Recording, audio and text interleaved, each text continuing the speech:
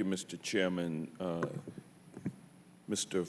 Fugate, the state of Georgia has submitted comments on FEMA's proposed disaster deductible, arguing that it creates additional administrative burdens on state government. As a proponent of the disaster deductible, can you shed light on whether or not there's an undue burden placed on state governments? Well, if I'm state government, anytime the federal government wants me to do something different, I always say it's an unfunded mandate or a burden. I think we got to be realistic here. It will require us working together, and there would be additional processes built into it. It's going to be hard just to say an absolute deductible if we are also trying to give states credit for the things they're doing to buy down that risk. Knowing how things work up here, it could very easily become a bureaucratic burden. But I also think that if we work together, we can get to a better answer working as a team. But just saying it's going to cause more problems or more regulations is another way of saying we just don't want to do it. And as I've told the states, I said, you may not like my idea, but you better have an alternative, because the next time this Congress has to face a $60 billion supplemental, things may change they did not participate in. And so my response is work with FEMA on that to build a system that works. If you don't like the answer, come up with another solution, and just don't say we don't like what you're doing. Because again, I think that the cost of disasters needs to be addressed, and states need to be part of that conversation.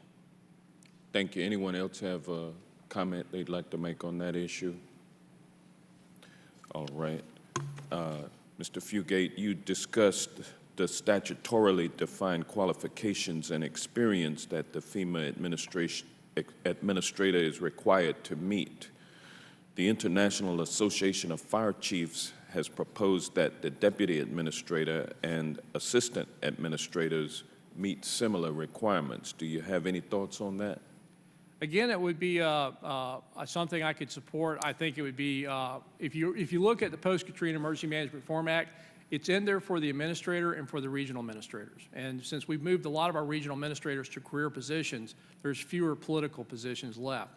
But I think if you built that in many cases, you look at the deputies, chief operating officer. Again, you want people that have experience, but you also want people, and this is, I always caution people, it's real easy to say you got to do this to the administration.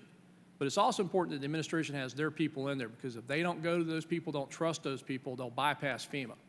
So it's important to have the qualifications, but not be so prescriptive that we take away any administration's responsibility to pick their team and the people that they're going to go to in a crisis. Thank you. Mr. Paulison, under your reduced cost share proposal, how many states do you estimate would have higher cost shares, and how many states would have lower cost shares? I don't have that figure. I do know that there are only 16 states that have enforceable statewide building codes. We have pockets of building codes in some of the major cities, but as far as statewide building codes, I believe the number is right around 16. So there's a lot of work to do. But I do agree with Mr. Fugate. It's things we have to work together on of how do we get from A to B to make sure everybody's on the same page, and I think we can do that. But if we don't do something to incentivize states or to punish states who do not do this, we're going to be back right where we were. Time after time, we rebuild homes, and the next time a storm comes along, whether it's an earthquake or flood or winds, they blow down again, they're destroyed again. And we can't continue doing that. It's simply not sustainable as far as fiscally the way we're doing things. We have to stop, take a deep breath. What can we do to fix this? And that's one recommendation I put on the table that we need to really look at. All right. Thank you, Mr. Chairman. I yield back.